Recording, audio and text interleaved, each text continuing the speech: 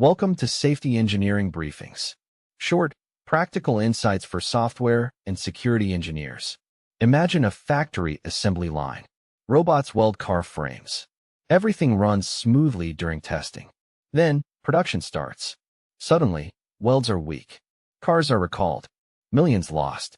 The initial tests passed. But the real world introduced something different. This happens in software too. It works on my machine is the software equivalent of that faulty weld. It's a warning sign, a smell. We need to understand why. Let's break this down. It works on my machine isn't about laziness. It's about hidden assumptions. Your development environment is a specific configuration. Operating system version. Libraries installed. Environment variables set. Data used.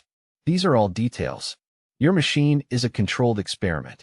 Production is not. Think about dependencies. You might have a specific version of a library.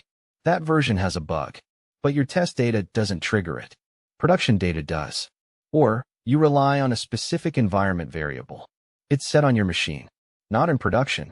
The application crashes. Another common issue is data. Test data is often sanitized. It's small.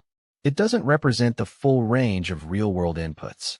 A boundary condition, a specific character encoding, a large file size. These can all expose problems. People often think if it passes my tests, it's good. That's a misconception.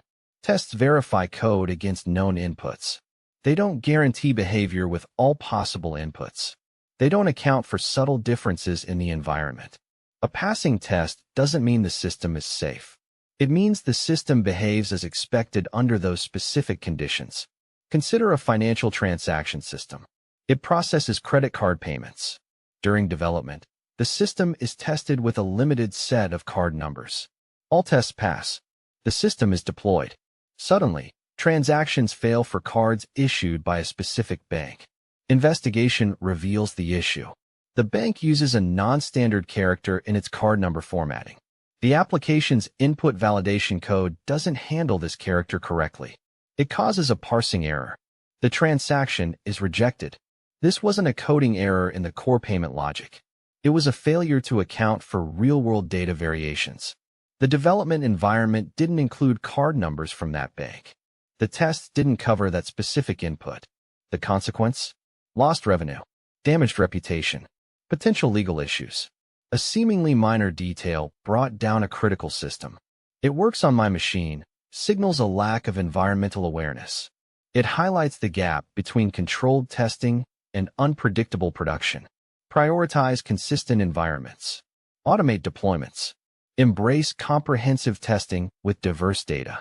If this topic was useful, take a moment to reflect on how it applies to your own systems. See you in the next briefing.